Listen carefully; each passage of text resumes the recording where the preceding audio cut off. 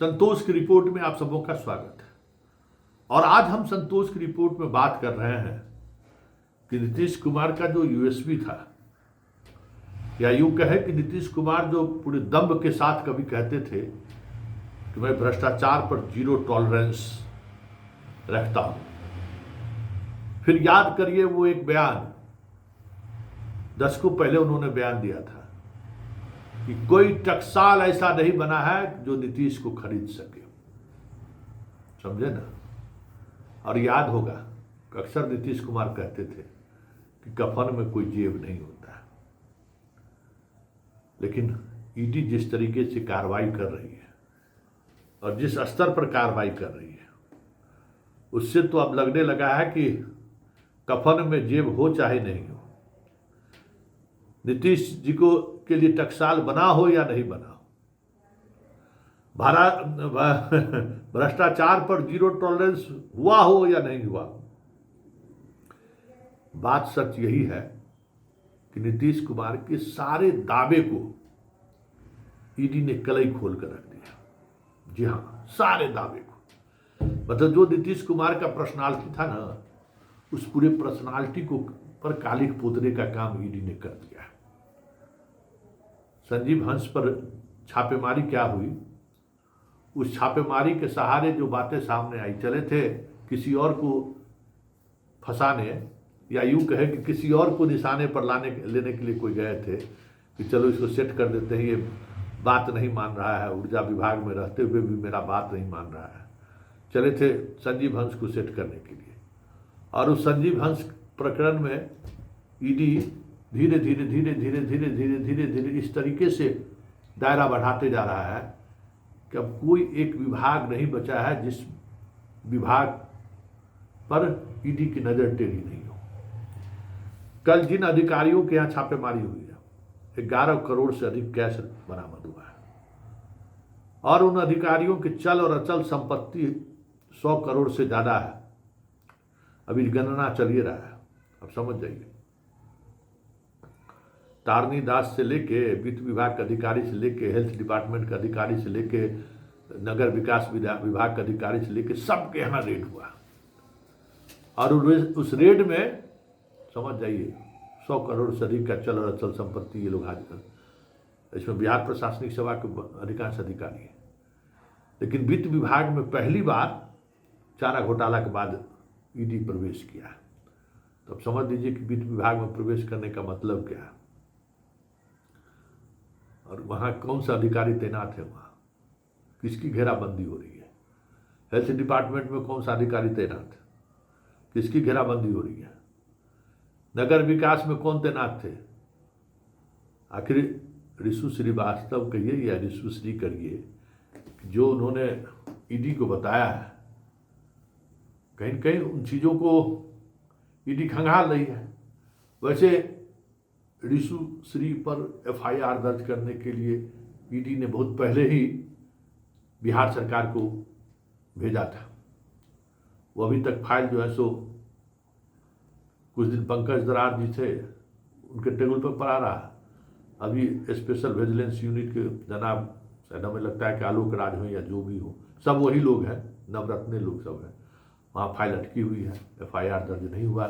तो भाई ईडी तो एक एफआईआर है ना संजीव हंस वाला, उसी एफआईआर के आधार पर सब जगह अपना काम क्रिया कर रहा है।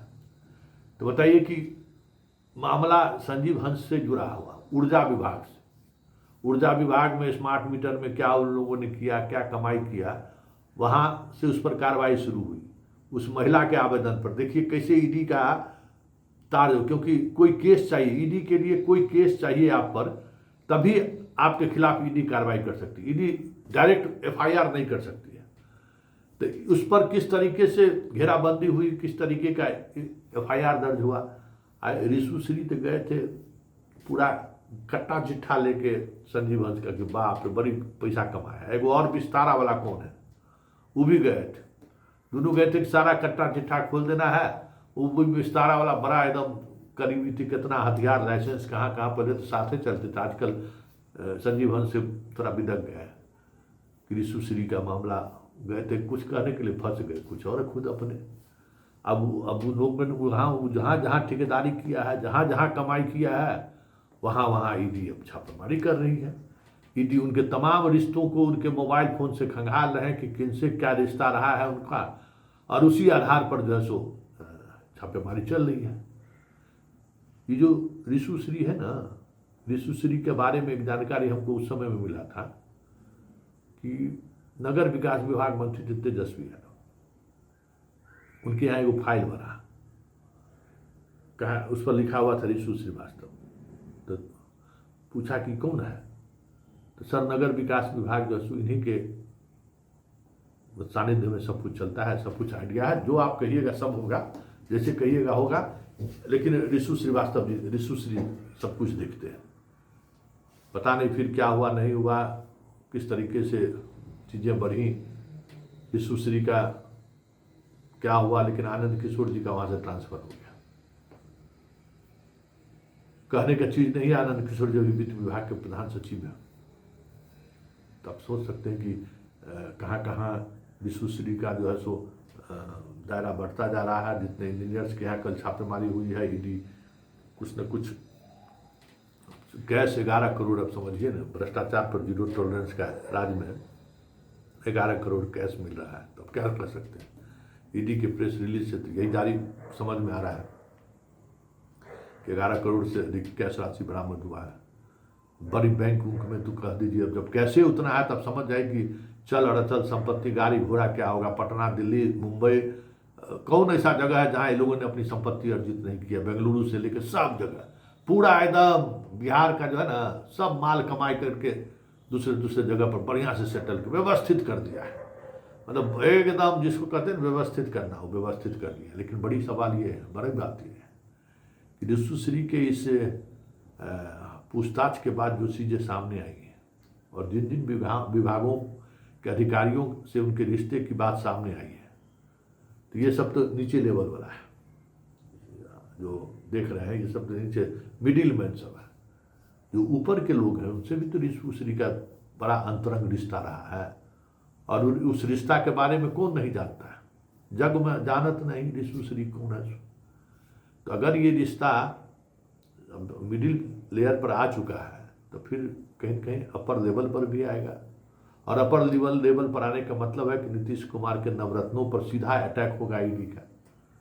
क्या होगा हमारे सुशासन बाबू का। एक तो इसी सुशासन बाबू बीमार है, हाथ जोड़ते जोड़ते हैं, क्या हालत है मानसिक तौर पर आप देखिए रहे हैं। उस पर से ये अटैक पर अटैक, सर्जिकल स्ट्राइक पर अटैक हो रहा है उनके आसपास रहने वाले लोगों पर।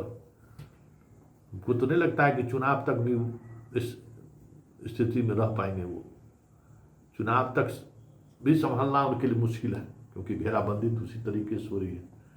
लेकिन एक बात है कि ईडी और सीबीआई का पहली बार इस्तेमाल अपने सहयोगियों के खासम खास पर हो रहा है। मतलब साफ है कि बिहार 2025 साधना है, इसके लिए चाहे कुछ भी हो जाए, किसी भी स्तर पर हो,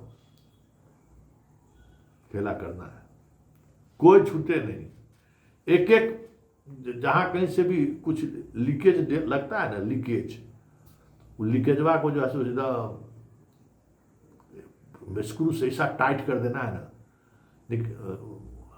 सूसू करके भी कुछ नहीं निकलेगी। इस तरीके की घेराबंदी हो रही है। देखिए आगे आगे होता है क्या, लेकिन इतना तय है कि बिहार की सियासत को ईडी और सीबीआई ने जिस तरीके से जो काम कहिए कि 2015 में मोदी शाह नहीं कर पाए, जो काम 2020 में मोदी और शाह नहीं कर पाए, खरे हुआ चर्चा है ना, चिराग मॉडल लाए फिर भी नहीं कर पाए, वो काम ईडी और सीबीआई और आईबी ने कर दिया। इससे तो कोई गुरेज, इससे तो कोई इनकार नहीं कर सकता है कि जो काम दो पॉलिटिशियन जो बड़ी मजबूत पॉलिटिशियन माने जाते वो नहीं कर पाए बिहार में, वो ईडी सीबीआई और आईबी ने करके दिखा दिया। ये अब साफ दिखने लगा है।